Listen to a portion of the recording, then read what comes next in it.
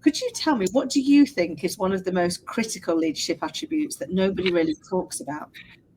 Oh, this is one of my favorite things because I think it makes so much sense at the end of the day, and so the number one attribute I believe is consistency, Yeah, right? Consistency. And what I mean by that is showing up, and you look at the podcast we're on, right? Authentic achievements, right? So it's so true to this, right? So it's showing up in a way that your behavior becomes predictable, so that your people know what to expect, good or bad.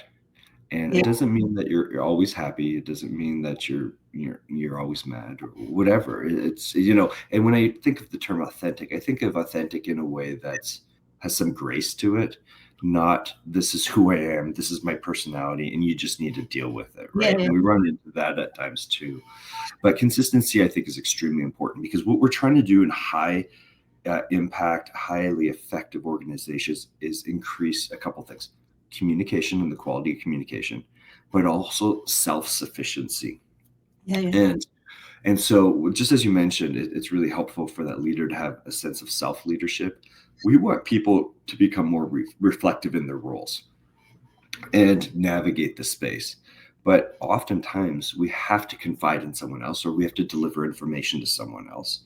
And and the more consistent that other person is, the more empowered I feel to deliver maybe some bad news, right? So we know that one of the main deficiencies in organizations is having difficult conversations, accountability conversations. We see it all the time.